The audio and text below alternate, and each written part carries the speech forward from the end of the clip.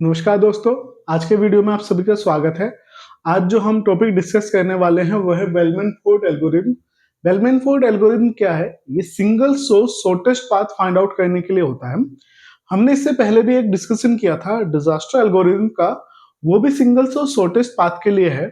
पर दोनों में डिफरेंस क्या है? डिजास्टर एल्गोरिथम निगेटिव वेट के ऊपर वर्क नहीं कर सकता, बट बेलमैन फोर्ड ये जो है इसका एडवांटेज है कि निगेटिव वेट अगर कोई है, हमारा कोई एज अवेलेबल है ग्राफ के अंदर जिसका वेट निगेटिव में है, तो ये उस पर भी वर्क कर लेगा और उसके अंदर भी ये रिजल्ट जो है प्रोड्यूस करके देगा।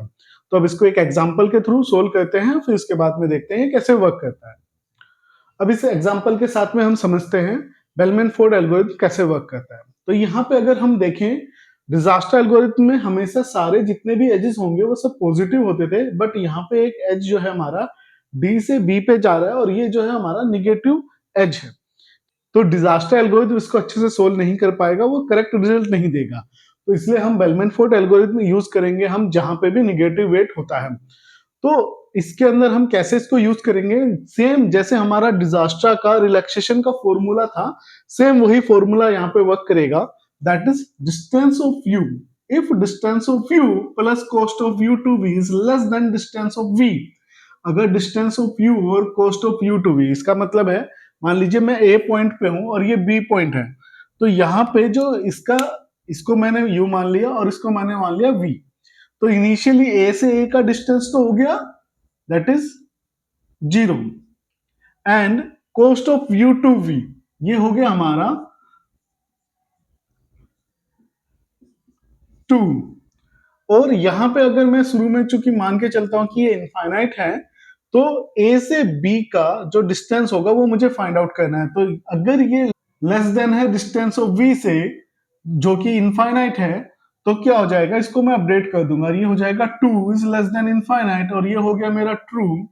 तो ये ट्रू हो गया, तो ये जो मेरा डिस्टेंस ऑफ वी हो जाएगा, ये हो जाएगा मेरा distance of u plus cost of u to v, जो कि है 0 प्लस 2।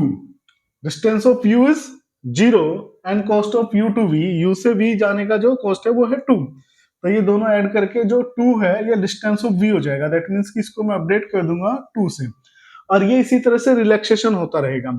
पर मेजर डिफरेंस क्या है कि बेलमैन फोर्ड और डिजास्टर में, कि डिजास्टर में हम जो रिलैक्सेशन करते थे वो एक बार परफॉर्म करते थे सारे एजेस को लेते हुए। यहां पे हम क्या करेंगे, बेलमैन फोर्ड के अंदर हम रिलैक्सेशन करेंगे मल्टीपल टाइम्स, और वो कितनी बार होगा? वो होगा v माइनस 1 टाइम्स हम इसमें रिलैक्सेशन करेंगे। v माइनस 1 क्या है यहाँ पे? v है हमारा नंबर ऑफ वर्टिसेस, कितने हैं। तो इस ग्राफ के अगर हम देखें तो 4 वर्टिसेस हैं, तो 4 माइनस 1 टाइम्स हमें इसको परफॉर्म करना है। दैट मीन्स 3 टाइम्स हम क्या परफॉर्म करेंगे? रिलैक्सेशन। ठीक है, तो आइए अब इसको स्टार्ट करते हैं एग्जाम्पल को, ताकि एल्गोरिथम हमें अच्छे से क्लियर हो जाए। तो इस रिलैक्सेशन को करने के लिए हम सबसे पहले इसके एजेस नोट डाउन कर लेते हैं कि इस ग्राफ के अंदर टोटल नंबर ऑफ एजेस कौन कौन से, और उनको लिख लेते हैं। एजेस को नोट डाउन करने का क्या मेन है, क्योंकि हम एजेस के थ्रू इसको रिलैक्सेशन करेंगे, तो एजेस मेरे यहाँ पे टोटल 4 हैं, तो इनको मैं नोट डाउन कर लू। लाइक ए से बी है एक मुझे डी से बी दिखाई दे रहा है, एक मुझे सी से डी दिखाई दे रहा है, और एक ए से सी है। अगेन ये एजेस किसी भी सीक्वेंस में आप ले सकते हैं, इनका सीक्वेंस का कोई पर्टिकुलर तरीका नहीं है, आप किसी भी सीक्वेंस में ले लें। हाँ, बट डायरेक्शन का ध्यान रखें, जैसे सी से डी है, ऐसा नहीं है कि आप इसको डी से सी लिख दें। ठीक है, तो इस चीजों को हम ध्यान रखेंगे, थोड़ा सा माइनर चीजें हैं। अब ये रिलैक्सेशन करना स्टार्ट करते हैं हम इसको। ठीक है, एजेस मैंने नोट डाउन कर लिए हम, तो सबसे पहला रिलैक्सेशन 1 हम करेंगे। तो रिलैक्सेशन 1 जब मैं करना स्टार्ट करूंगा, तो मेरा इनिशियल जो सोर्स है वो है ए। तो ए से मुझे हर एक बाकी 3 नोड्स का मुझे डिस्टेंस फाइंड आउट करना है। वो 3 कौन कौन से? बी, सी एंड डी, इनका मुझे निकालना। और इनिशियली ये क्या है? इनफाइनाइट। अभी तो इनफाइनाइट है क्योंकि मुझे नहीं मालूम कि इनका वैल्यू क्या आएगा। ठीक है, तो मैं रिलैक्सेशन करना स्टार्ट करता हूं। तो सबसे पहला मैंने लिया एच ए बी।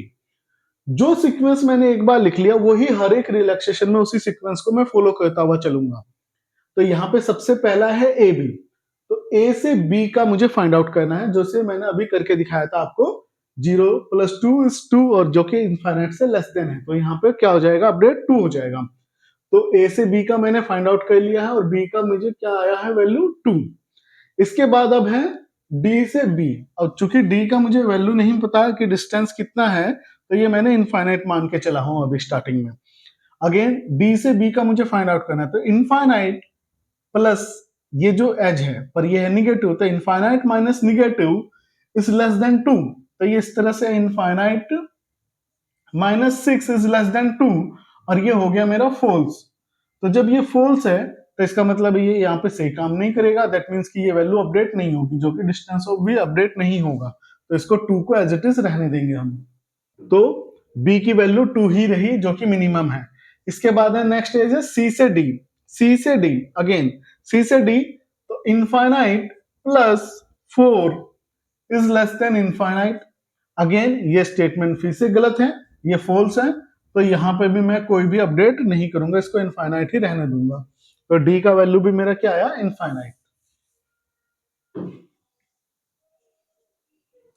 इसके बाद में नेक्स्ट एज है ए से सी। ए से सी, ठीक है, तो distance of u is 0 and cost of u to v is 3, तो 0 प्लस 3 ये हो गया मेरा 0 प्लस 3, और वो है लेस देन इनफाइनाइट, तो ये कंडीशन मेरी हो गई ट्रू।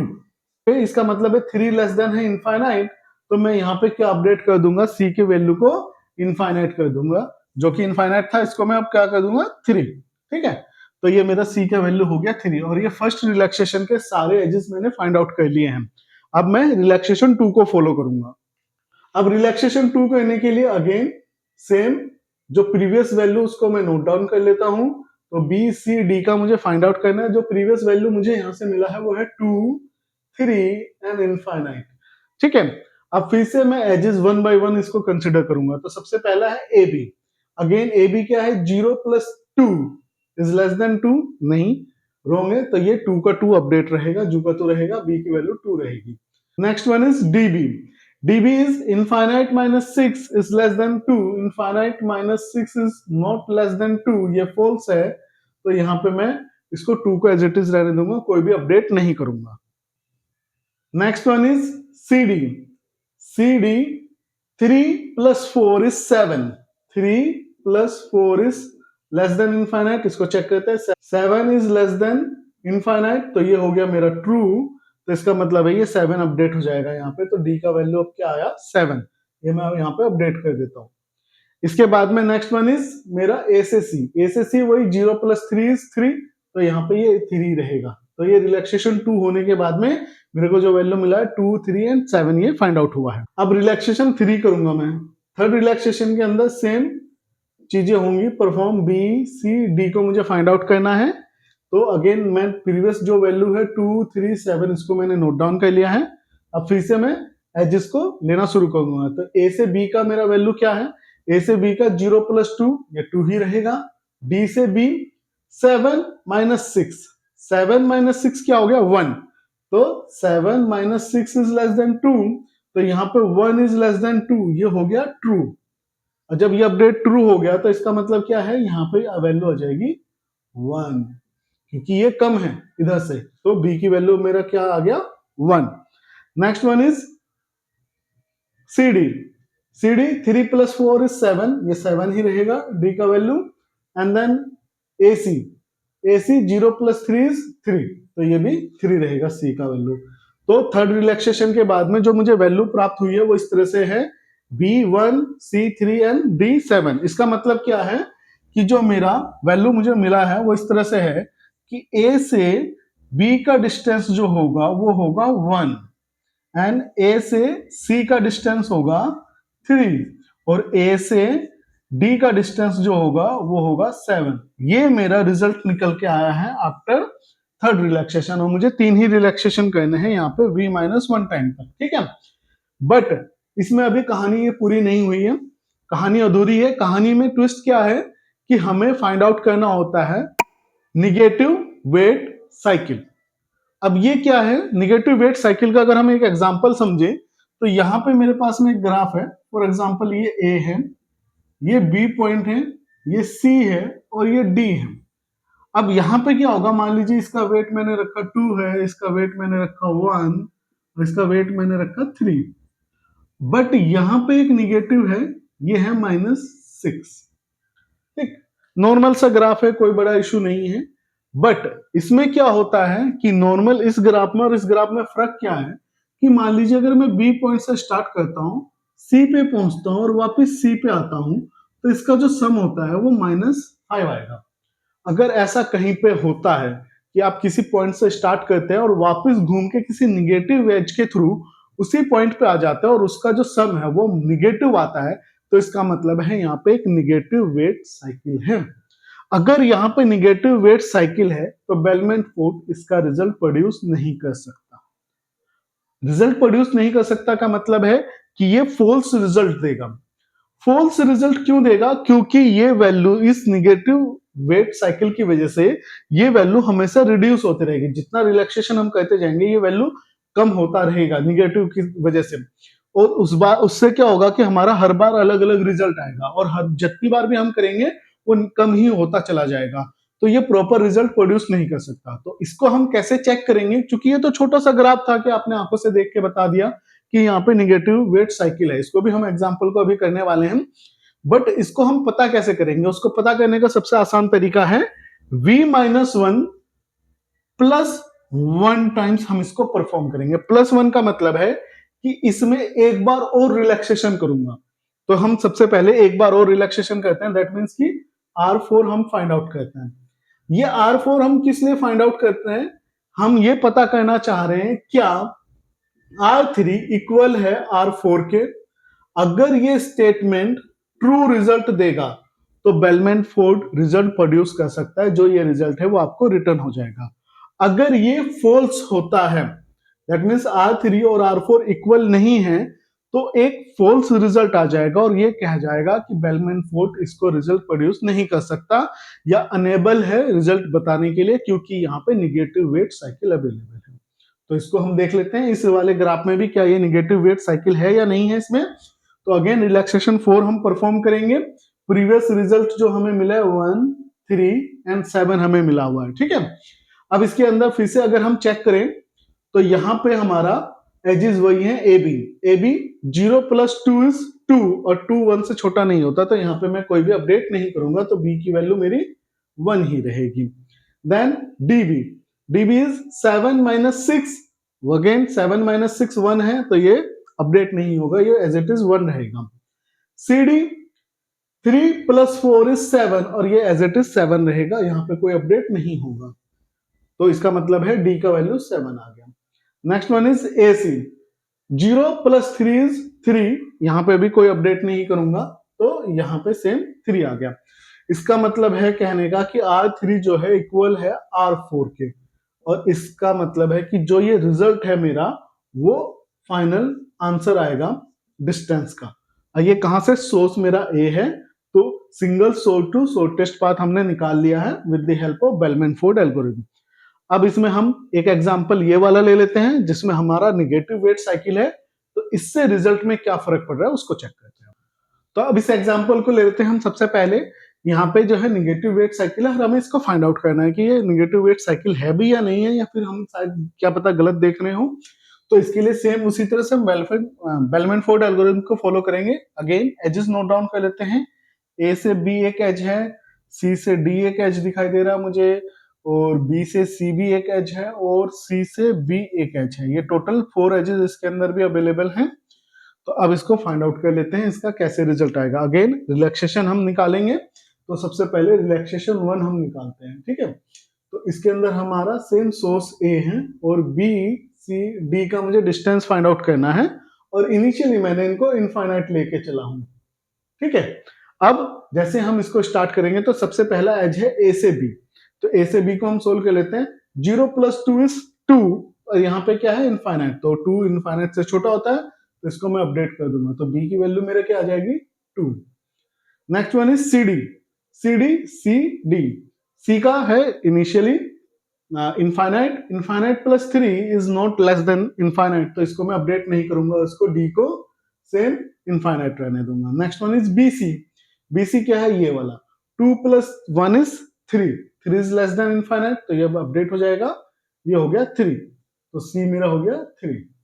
अब इसके बाद में है सीबी दिस वन, तो 3 + -6, तो 3 - 6 हो जाएगा -3, और ये है 2, तो इसका मतलब है ये अपडेट हो जाएगा, -3 जो है 2 से छोटा होता है, तो यहाँ पे अपडेट हो जाएगा -3। तो अब b की वैल्यू क्या हो गई, -3 हो गई है।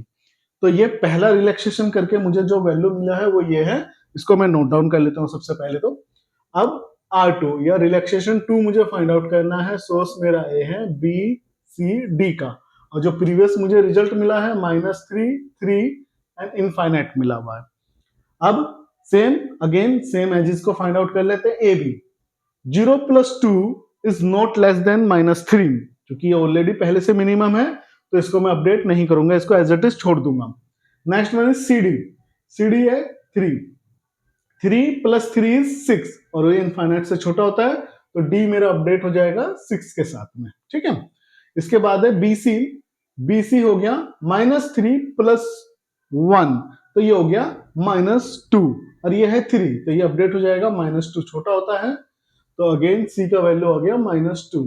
And next one is CB, CB क्या है -2 और -6, ये हो जाएगा -8, और -8 जो है -3 से छोटा होता है, तो यहाँ पे आ जाएगा -8। तो ये रिलैक्सेशन 2 मेरा हो चुका है परफॉर्म, और यहाँ पे वैल्यू मुझे मिली है। अब मैं रिलैक्सेशन 3 परफॉर्म करूंगा, सेम फॉर्मेट में हम लिखते चले जाएंगे, और जो वैल्यूज मुझे मिली है प्रीवियसली, बी का -8, सी का -2 और डी का 6।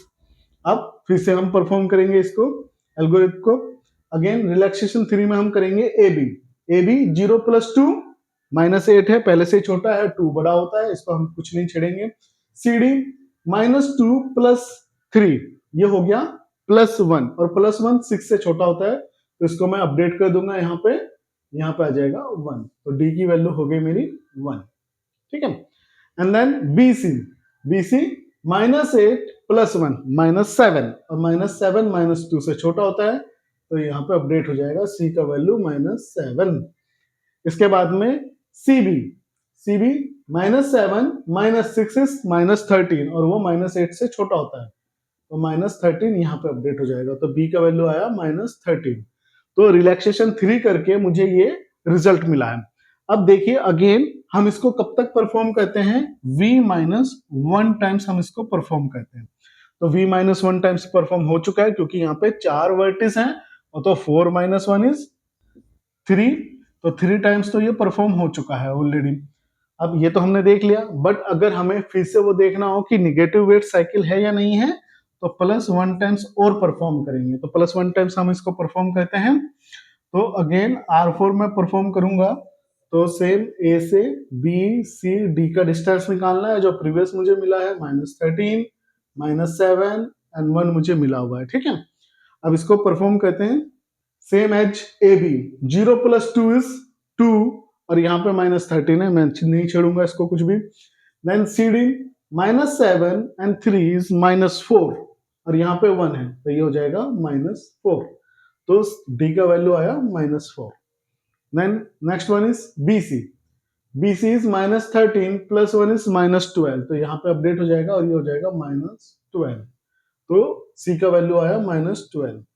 And then next one is CB, CB -12 -6 is -18, और ये इससे छोटा होता है, तो यहाँ पे अपडेट हो गया बी का वैल्यू -18। तो अब अगर मैं इस रिजल्ट को देखूं, तो मुझे जो रिजल्ट मिला है वो इस तरह से है कि R3 is not equal to R4, तो यहां से मुझे क्या रिजल्ट मिला, फॉल्स, फॉल्स रिजल्ट मुझे प्रोड्यूस हुआ है। जब यहां से फॉल्स रिजल्ट आएगा, तो बेलमैन फोर्ड भी एक फॉल्स रिजल्ट प्रोड्यूस कर देगा कि it is not able to produce the result, क्योंकि यहाँ पे निगेटिव वेट साइकिल अवेलेबल है।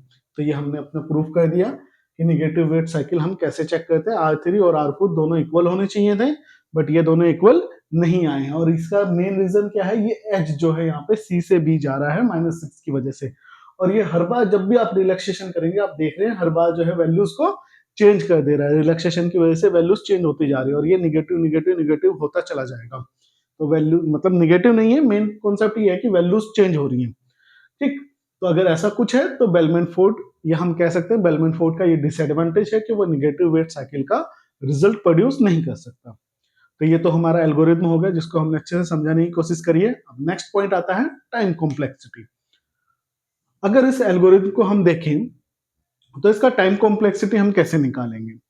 तो अगर मैं एक स्टेप्स को देखूं, इसमें 4 हमने रिलैक्सेशन करे हैं, अगर एक एक स्टेप्स को मैं देखूं तो एक रिलैक्सेशन में मेरा कितना टाइम कंज्यूम हो रहा है। तो रिलैक्सेशन 1 में देखूं तो यहाँ पे 4 मेरे वर्टिसेस हैं, बट मैं ये वैल्यूज कहां से फाइंड आउट कर रहा हूं? इन एजेस से।